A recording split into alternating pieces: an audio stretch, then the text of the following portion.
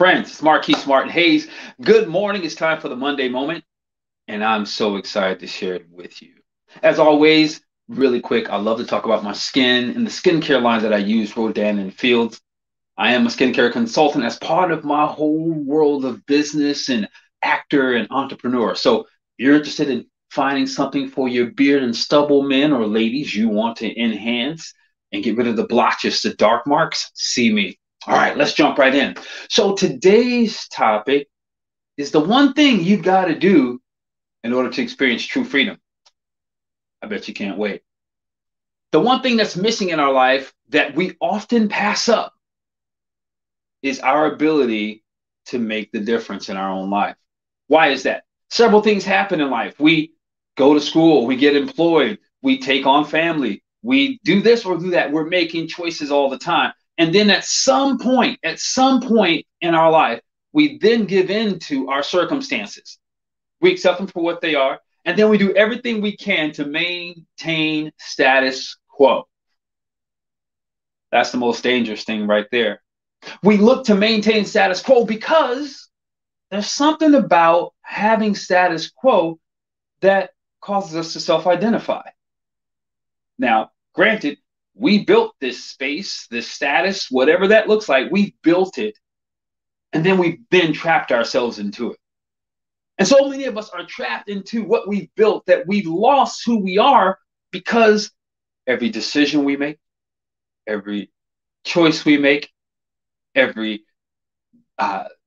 change or shift we do or don't make must be confined within that box. And no, I'm not talking about think out the box. That's a great idea. I'm saying that we've created this house, we've created this building, we've created this box that keeps us confined as if it's who we are. But today I want to challenge you, because what you're doing right now, or what you did last week, or what you're not enjoying, or whatever your status is in relationships or in life, it's not you. I'm going to say it again. It's not you. Like, it's not you. It's just a thing that was created, purchased, bought, accepted, etc. But it's not you. And I'm saying that to say because so many of us think it is. Here's the problem.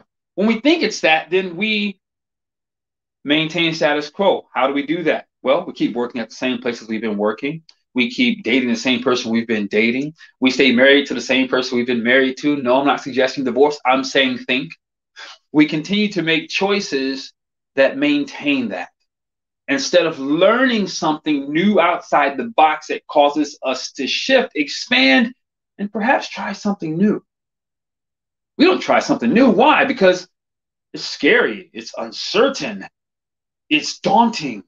It's something other than what I've done, so I might fail. I understand that feeling. I understand it oh so well. And I don't have it all figured out. But I understand also that being somewhere you don't want to be slowly but surely zaps life out of you. Sometimes that may look like just maintaining the outward appearance so that everyone thinks everything's okay. Sometimes it may look like this is comfortable yet uncomfortable, but at least I'm familiar with the comfortable, uncomfortable that it is, so I'll stay here because it's uncomfortable, but I'm comfortable with that because I know what to expect. At least I know what to expect. The only problem with that is that it's still uncomfortable. It's still unnerving. It still, believe it or not, leads to anxiety, leads to stress, leads to sickness, leads to depression, leads to things that cause you to deteriorate spiritually, emotionally, and physically that much faster. Because we've ceased to live. We've ceased to expand and grow. You know, when you were a kid, it's you changed clothes every school year. You grew, your shoe size changed, your clothing changed, the choices you made changed. Some of your friends changed, the school you went to changed. And so we had change. It was a normal part of living.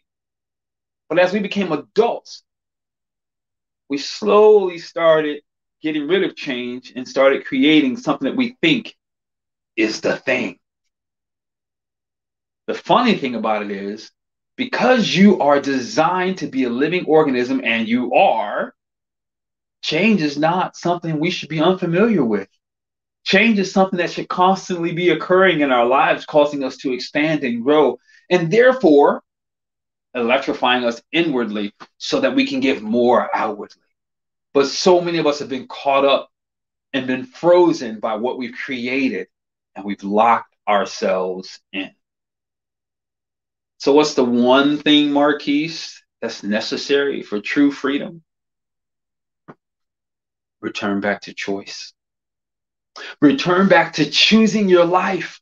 I was on a Clubhouse call, I don't know, yesterday or the day before, and I heard a guy say, when there's someone in your life that doesn't fit or match what you're looking for, or anything else for that matter, I'm summarizing, paraphrasing, you need to be willing to show them the exit door. He was a lot more eloquent, a lot more gentle with it. But what he was trying to say is, as I gathered it, is don't be so hung up on anything or anyone that is not willing to look, move in the direction you're trying to go. Now, he wasn't saying it in the sense of be cold towards people or be cold towards your job or be cold and sell your home or any of those things. But what he was saying is that for the sake of freedom in your life, you must be willing to actually escort people out of your life and allow them, show them the pathway out. Don't try to save them. Don't try to keep them.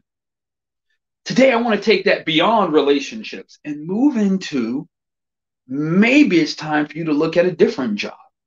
Maybe it's time that you start getting up earlier and start working on your career.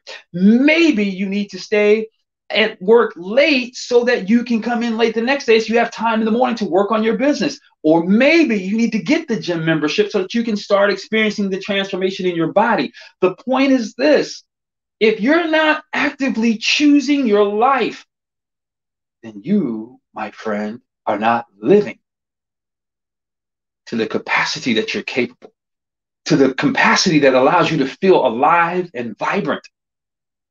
But you're still in control of it. I'm still in control of it. And it really comes down to whether I choose it or not. At what point will status quo be so irritating that you'll run from it?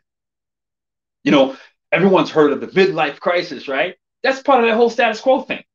It's not working. I want to mix it up. I don't like who I've defined myself as. I want to try something new. I want to try something different.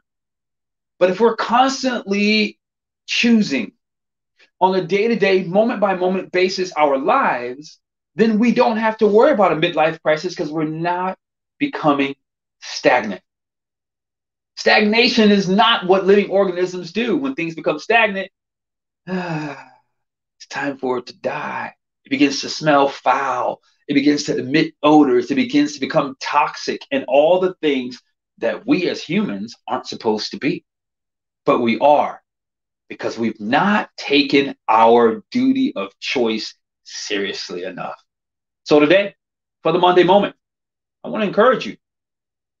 Make some choices today. Start with little bitty ones. What are you going to eat for dinner? Oh, no, not based on the tongue, because that's more of the same old thing. What are you going to eat for dinner based on who you are, based on what your goals are for the evening? Is there a project you need to stay up and work late on? If what you're going to eat is going to slow that down, that's not choosing. Is it so that in the morning you can feel alive and vibrant because you've got to get up and work out? If what you choose to eat doesn't cater toward that or move you in that direction, then that's not choosing. That's the same old thing. Or maybe, just maybe you want a better relationship. You've got to choose to contribute.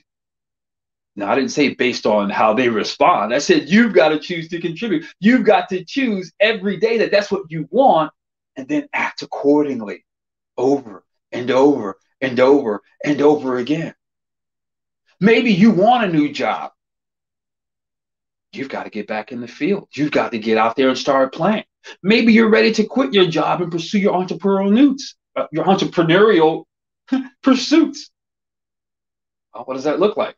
Talk to your tax consultant. Find out what's capable. Find out what you have that you can allot. Put everything on the line